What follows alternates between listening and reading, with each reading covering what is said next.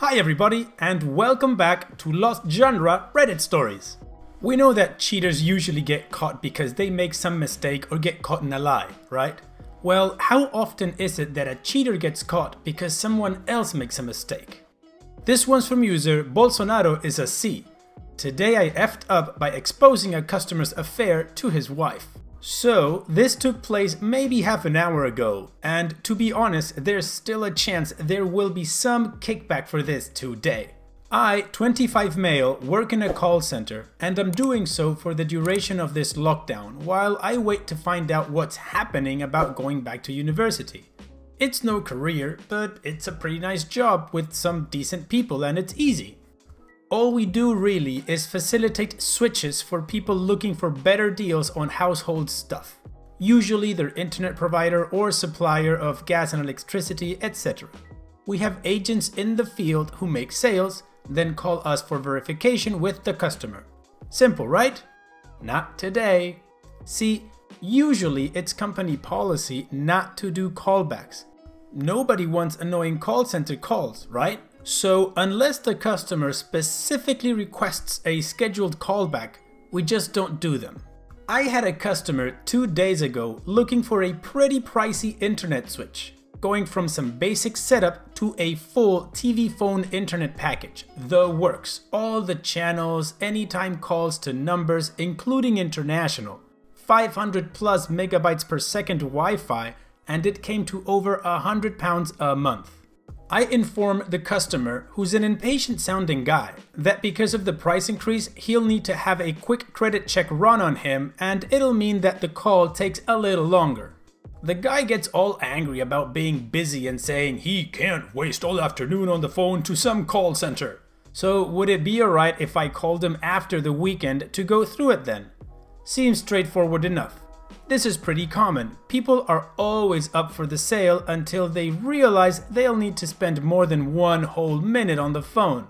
But I scheduled the call anyway and asked if there was a specific time he wanted me to call. He says any time is fine and follows with, "If Emily answers, just ask her for me. She'll make sure I get the phone," and gave me a home phone number.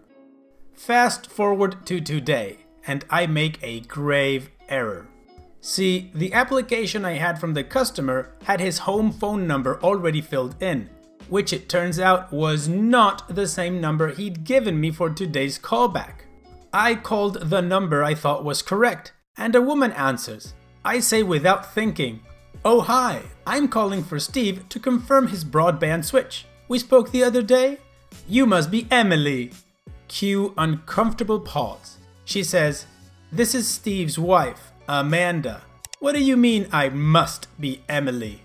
I apologized and said, "I'm so sorry. When I spoke to him the other day, he said if an Emily answered to just ask for Steve." And she just goes, "I effing knew it! I effing knew it!" and slammed the phone down.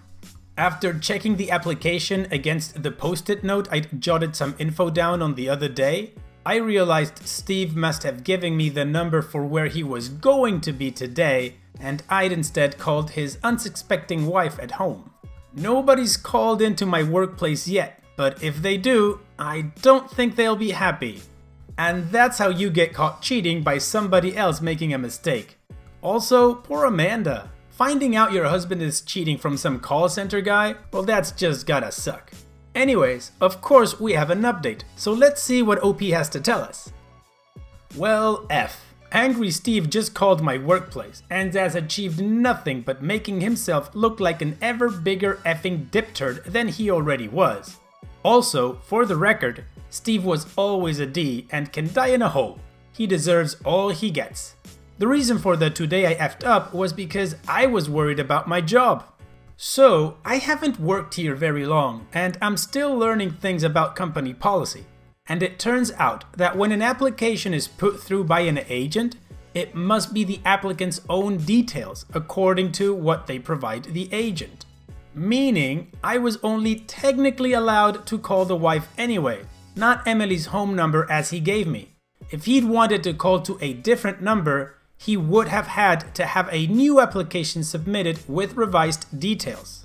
It wasn't enough to just give me a different number over the phone, so my job is safe. Phew. However, my manager isn't happy and I'm getting a write-up, but I can live with that. They don't mean much and I've never had one till now. Always on time and have taken overtime voluntarily, etc. So, what happened with Steve?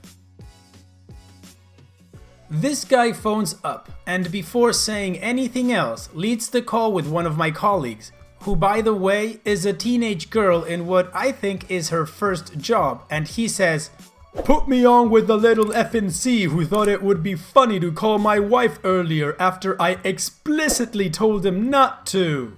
Obviously, the poor girl was confused and looked about to ask the room for a manager ASAP. I immediately piped up and said, "Is it Mr. X from insert location?" And she confirmed, so I got her to transfer the call to my desk ASAP. Steve comes on the line and goes, "I bet you think you're well effing funny, you little P. Put your manager on the phone and see if you're so smart when you lose your job." So, in my most sarcastic, overcompensating, cutesy phone voice ever, I just say, "Of course, sir. Let me just transfer you to someone who can help."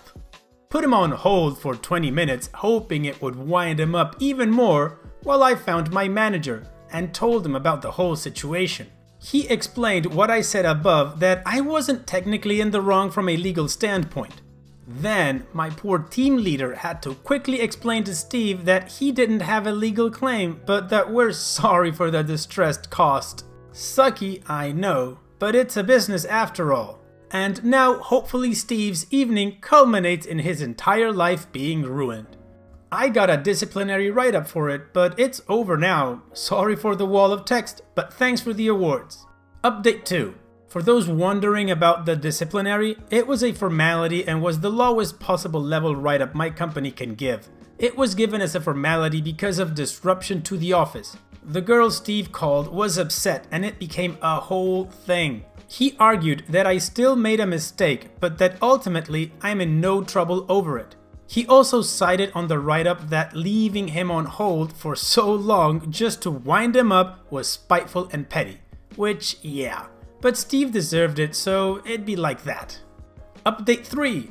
Not a continuation to the story, but it's spiraled to become the talking point of the whole office today and has been a bit of a scandal.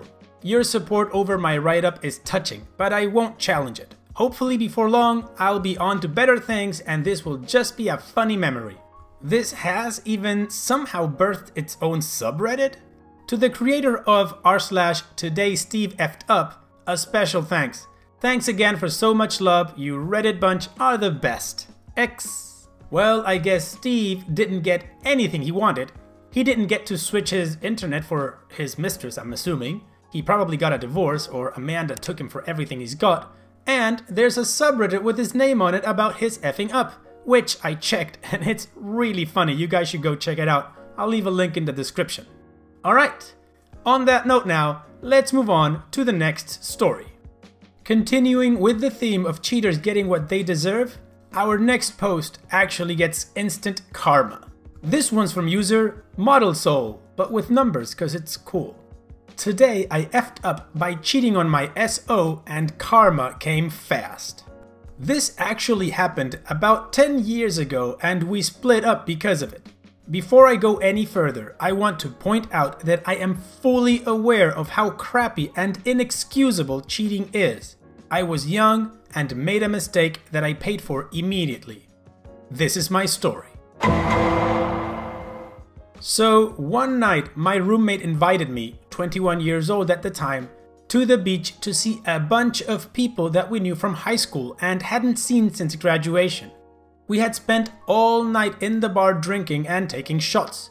Eventually, the bar closes, so me, my roommate, and the remaining members of our group decided to grab the coolers from our friend's hotel and head towards the water to finish the night off with a few more beers and listen to the water. The waves seemed to be appearing from a void. This is about the time things took a turn. We had been debating getting in the water, but this is not very smart at night, especially when you don't know the schedule of the tide. Plus, we were absolutely crap-faced. I was the first one to start heading that way, removing my clothes down to my underwear, when one of the girls we were with sprints past me. I turn around and everyone is naked. I admit that at this point I had not even considered how my girlfriend would have felt about this, and I got naked too. We had been swimming for about 30 minutes when everyone started splitting up. This was during low tide, so you could go quite a ways away from shore and still be waist deep. I had come up to a sandbar with this girl that I had been friends with for years. Neither of us had even realized how far away we had strayed from the group or the shore. This is the moment I cheated. About halfway through the deed, I heard my roommate screaming our names at the top of his lungs. We were the only ones left out there, and the tide was coming in. We made it only a few feet from the sandbar when I noticed what looked like fireflies in the water. I quickly realized that these were jellyfish and they were everywhere. We both frantically tried to hurry through, but they just kept coming. There were at least 50 to 75 that we could see. Suddenly, I felt a sharp sting across the back of both knees. I grabbed my friend by the wrist and started to pull her as I did my best to run because now crap had gotten serious. I made the mistake that every beachgoer knows better than to do. I decided we needed to get out immediately and climbing the rocks would help. I didn't even get a single foot planted because my toe was immediately sliced open to the bone by a clam. Now I'm naked, pouring blood, and both of us had been stung all over. We started back towards the beach when I was doubled over in pain shooting through my penis and balls. I thought I had been bitten by something, but it turns out a jellyfish had wrapped around my genitals. I had never been in pain like this before. When we finally got to the beach, we were surrounded by all our friends who heard us screaming and called the police because they thought we had come across a shark. It's almost 5 a.m. now and the experience had completely sobered me up. The police were surprisingly cool about the whole situation, and one of them offered to walk us back to the hotel. Fast forward to later in the morning when my roommate had driven us home. When we got home, I started evaluating my injuries. I definitely needed stitches, but opted out because I didn't have insurance at the time. My penis looked horrendous, however. I couldn't even believe what this jellyfish had done to it. It was swollen, tender, and was a different shape. I took a handful of ibuprofen and took a shower before passing out for the remainder of the day until the evening when I wake up to my girlfriend crawling in bed with me. My heart sank. She knew I had gone out the night before, and my roommate informed her of my rough night, excluding the fact that I betrayed her. She was there for maybe a total of 10 minutes before I completely broke down and confessed, but did not tell her about the cut or the jellyfish. She never looked at me, never cried, and left without saying anything. I saw her about 4 years ago in a bar. She approached me and asked if we could talk for a while. She told me that she was never mad at me and that after some time she was just happy I was honest, after the fact, she noted. To which I replied, "Well, I've got something to tell you about that night that you're going to love." She effing loved every second of hearing the rest of the events from that night. We laughed pretty hard about it. I paid for her tab and left. We haven't spoken since. Well, there's really not much for me to say, so I'm just gonna read 2 community questions with responses that I think you guys might have. Data Collect CT asks, "So, who did you get to pee on your D?" And OP responds, "The roommate in the story will bring this up from time to time and say I should have asked them because that's what friends are for." To this, Yuri909 adds, "If it helps, you're not actually supposed to do that. Lol." Well, I didn't know that. It's a good thing we read this post. Then, Searer says, "Is it okay to ask if your D ever recovered completely?" And OP responds, "Yep, it's all good. It was sensitive for several days to maybe a week or so. Hard to recall exactly, as it was a decade ago." Well, OP, it's a good thing you learned your lesson. Anyways, we still have time for one more post, so let's continue with that. There's no need for an introduction for this one because the title says it all. This one's from user Hendergle. Today I effed up by doing it in my parents' bed and accidentally getting my dad caught in an affair. This was a long time ago. When I was a senior in high school, my parents decided I was old enough to be home while they went away to a couples resort somewhere in the Caribbean.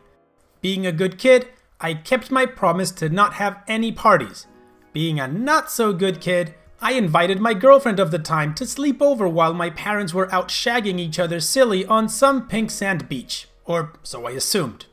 My brother was away at college, but I still slept in the bunk bed we had growing up.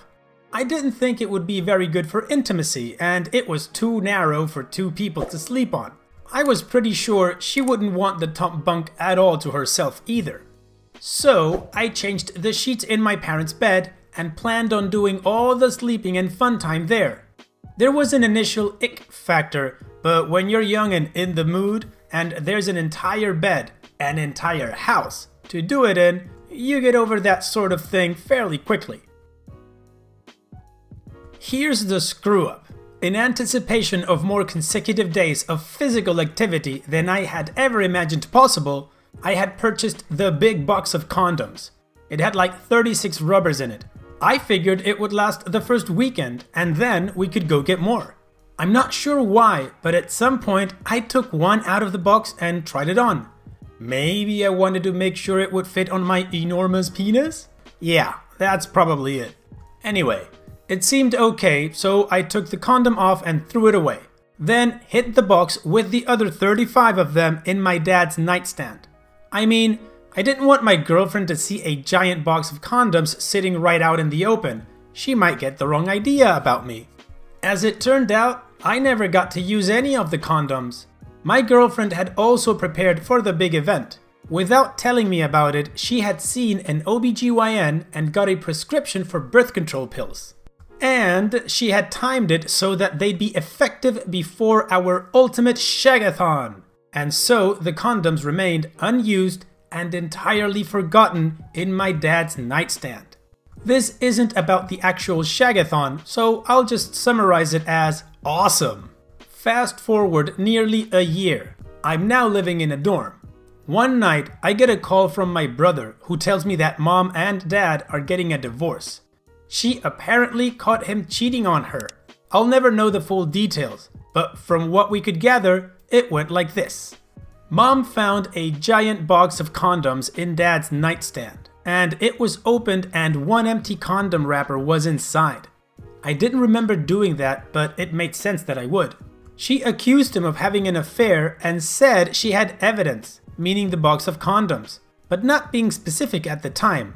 He believed her without asking what evidence exactly, and admitted to having had an affair a few years prior. Huge fight, angry words exchanged. Lawyers engaged, divorce imminent. It took a second, but then I remembered the 35 baby barriers I had left in my dad's nightstand. Blame the fog of war or something. I definitely hadn't been thinking about cleaning up after myself. Granted, my dad's inability to keep his zipper shut was not my fault, and it's possible that he might have been caught some other way. Unlikely, though the affair had been completely over for more than 2 years. And it's not like they had a perfect marriage. Things were pretty messed up long before all of this. I'm pretty sure that the Caribbean vacation had been sort of a last-ditch effort to rekindle their spark. But the initiating event was all mine. Note, I have no idea whether or not they cleared up the mystery of the magically appearing condom box. I never told anyone in my family that they had been mine, and nobody's ever speculated about it.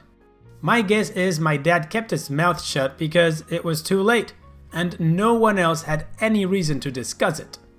And there you go. You see, people could avoid all of these weird stories if they just didn't cheat. Because even though these stories were interesting and had a little bit of fun into them, the fact is that cheating always ends up with someone getting hurt. And so we've reached the end of the video. I truly hope you guys liked it. If you did, go ahead and click like. Of course, don't forget to subscribe and click that bell icon so you get notified every time I upload a new video. Also, here are more videos from my channel that you might enjoy. And having said all that, I will see you guys on the next video.